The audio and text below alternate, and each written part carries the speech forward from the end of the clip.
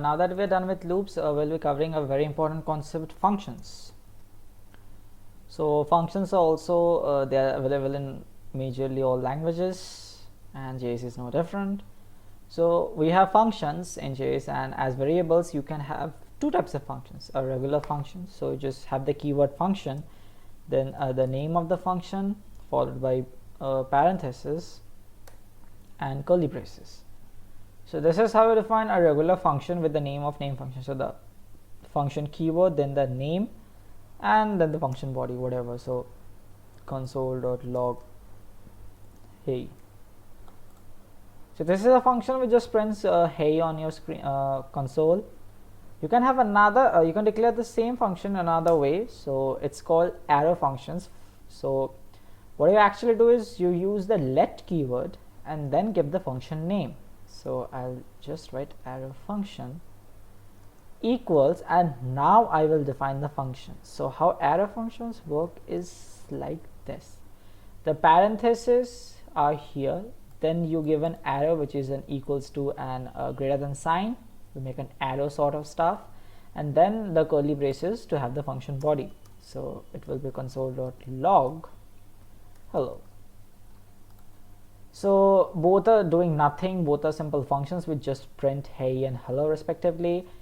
To make them work, you need to call those functions, because these are just the definitions of functions. I'm not calling them anyone. This is how you call functions. So just write the name of the function with the parenthesis, and I'll also call arrow function. So I'll just clear my terminal and I'll run the command node index.js. So we have execution of name function, which is hey. We have execution of arrow function, which is hello. So this is how functions work in JavaScript. You can definitely pass parameters in here.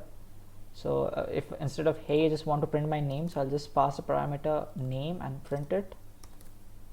And to print something like this, I'll have to call the function with the parameters I want to pass. So it's Alexa. So instead of whatever value I'm passing through here, we'll just accept it in a variable called name, and we'll just print use that variable as any other. So I'm just printing it. If I run the code, it's Alexa instead of hey. So this is how pretty much functions work. We'll be covering another important topic, which is asynchronous nature of Node. So this is, I think, perhaps the most important concept of Node. Node is mainly non-blocking IO and asynchronous in nature, right? So what it does is, if you are, for example, doing some IO operations like reading or writing a file, it takes a lot of time. If I'm, let's say, to write a telephone directory in a file, telephone directory.txt, so it'll take a lot of time, right? And if it was not non-blocking, if it was blocking, what it would do is it'll run the code, then reach the statement where we are actually writing the file, and will stop. It will wait till the entire writing process is finished, and then it will be continuing. So it's a waste of time. I do not want to wait for IO operations to be completed. They can happen in the background. Why should you stop a main thread? So by default, Node does not block the main thread. We have asynchronous operations in Node, which basically runs separately from the main thread, and after the job is done, you can definitely work with it. So it may be too much to take in, so I'll just give an example.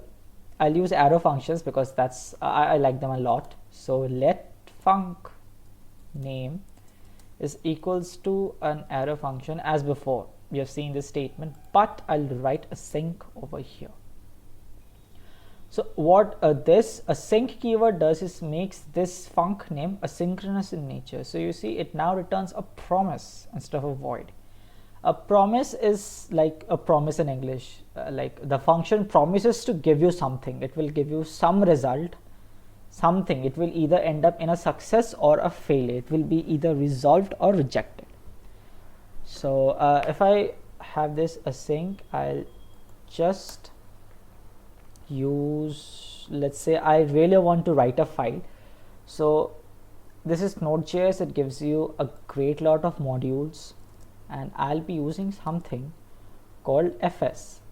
You can use import if you want, but I'll be using const fs is require fs in within a string. So what this is actually doing is brings you requires used to import stuff into your file. So constant fs, this fs is a variable which is constant, so once it's initialized you can't change it again. So fs, there is a module in Node, module fs, it comes with Node pre-installed. So you're just importing this module fs so that you can use it in a program. And what I'll do with fs is fs dot write file sync, or I'll use just write file, and the path I'll just give you sample.txt.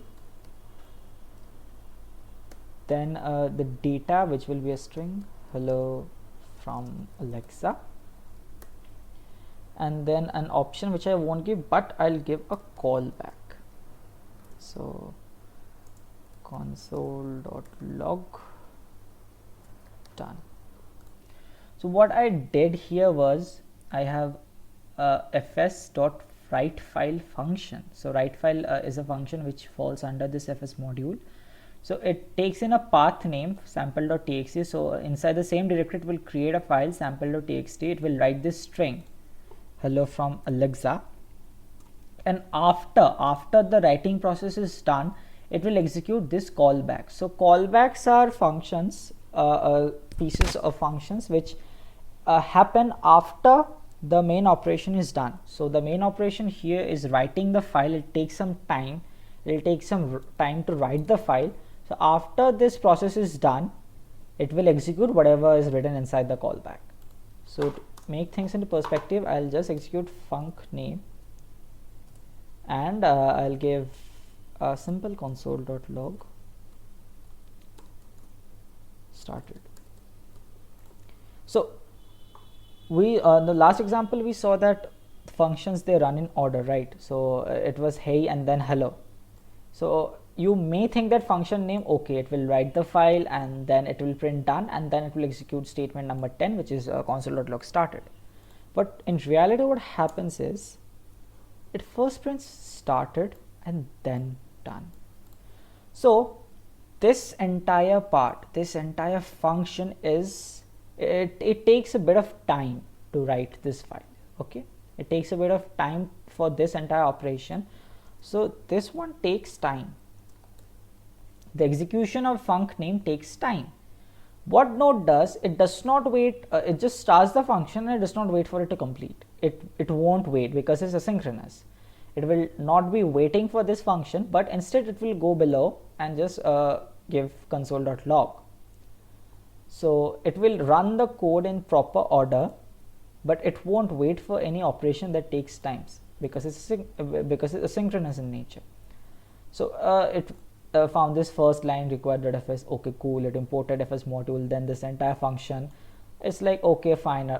Func name is defined as this, and then it found, okay, you want me to execute func name, I'll start the execution, but it takes time, it's asynchronous, I won't be waiting. Let's see what's next. Next is console.log started. Okay, cool, this one I can do it right now. So it just printed started. After in the background this process was happening, the writing process was happening, and after the writing process got over, it just got to this callback. It checked, oh, what's the callback? The callback states have to print done. So it printed done after started. So it did not wait for func name. It executed whatever it could do right now. Func name was happening in the background. It executed started right now because it didn't take time. It's just a simple statement. It printed started, and then after func name was done, it went to the callback and it found whatever was inside callback and printed the same stuff. So that is how asynchronous operations in Node.js work. This is a very basic example of how stuff works, but it is a very important concept and you should be knowing it before you continue your work with Node.js.